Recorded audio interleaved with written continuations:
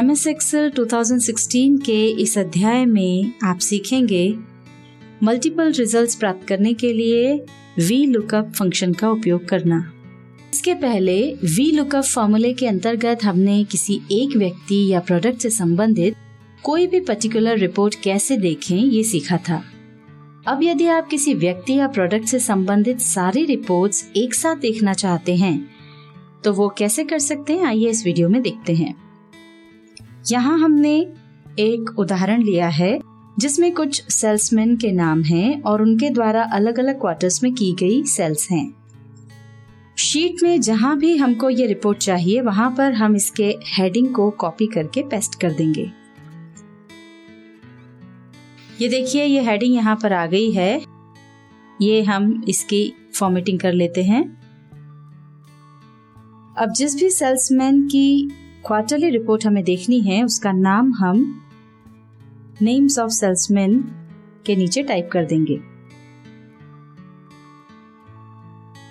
अब हम first quarter cell वाले कॉलम में फॉर्मूला टाइप करेंगे। इसके लिए सबसे पहले लगाएंगे इक्वल्स टू का निशान, फिर टाइप करेंगे VLOOKUP। ये देखिए पूरा फॉर्मूला यहाँ पर आ गया है। हम टैब की प्रेस करके इसको सिलेक्ट कर लेंगे। अब यहाँ पर पहला ऑप्शन है लुकअप वैल्यू। इसके लिए हम इस नाम को सिलेक्ट करेंगे और चूंकि हमें इसी व्यक्ति की सारी जानकारी चाहिए इसलिए इस नाम यानी इस सेल को हम फिक्स कर देंगे। फिक्स करने के लिए F4 की प्रेस करें। अब यहाँ पर कॉमा लगाएंगे। अगला ऑप्शन है टेबल अरे। इसमें आपको जहां से भी डेटा सर्च करना है उस डेटा को सिलेक्ट करें। चूंकि हमें इसी डेटा में से सभी रिजल्ट्स सर्च करना है इसलिए हम इस डेटा को भी फिक्स कर देंगे। उसके लिए F4 की प्रेस करें, फिर कॉमा लगाएं। अब चूंकि हमें हर कॉलम का डेटा चाहिए उसके लिए हम यहाँ पर टाइप कर देंगे कॉलम्स। और अब पहले दो जो हेडिंग्स हैं नेम्स ऑफ सेल्समैन और फर्स्ट क्वार्टर सेल, इनको सिलेक्ट कर लेंगे।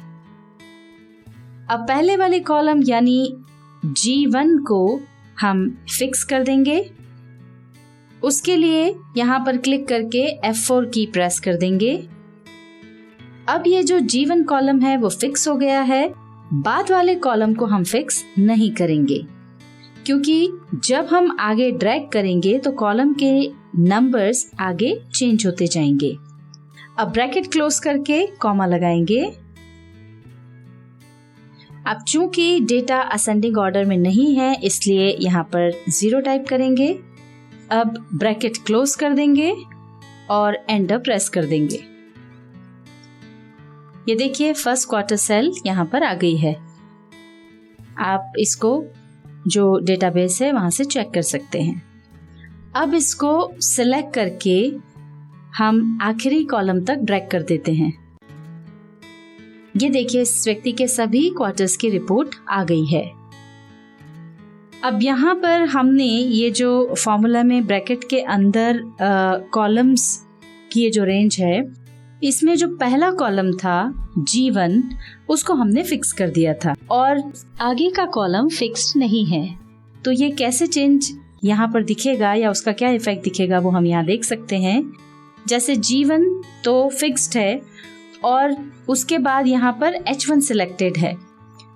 अब जब हम अगले कॉलम पर जाएंगे, जैसे हम I पर आ गए तो देखिए फॉर्मूले के अंदर आप देख सकते हैं कि G1 तो एज इट इज यहाँ पर लिखा हुआ है और अगला वाला जो कॉलम था वो चेंज होकर के I1 हो गया है। अब अगर हम J कॉलम पर जाएंगे तो वो चेंज होकर के J1 हो जाएगा। अगर हम K कॉलम पर जाएंगे तो वो चेंज होकर के K1 हो जाएगा। अब मान लीजिए कि हमें मनीष की जगह किसी और सेल्समैन की रिपोर्ट चाहिए तो हम यहाँ पर उस सेल्समैन का नाम डाल देंगे। जैसे हमको दिनेश की रिपोर्ट चाहिए तो ये मनीष की जगह हमने यहाँ पर टाइप कर दिया दिनेश।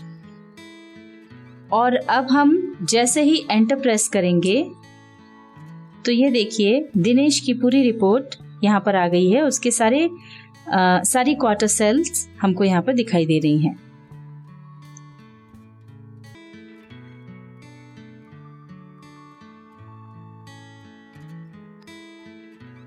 MS Excel 2016 के इस अध्याय में आपने सीखा मल्टीपल रिजल्ट्स प्राप्त करने के लिए व्हील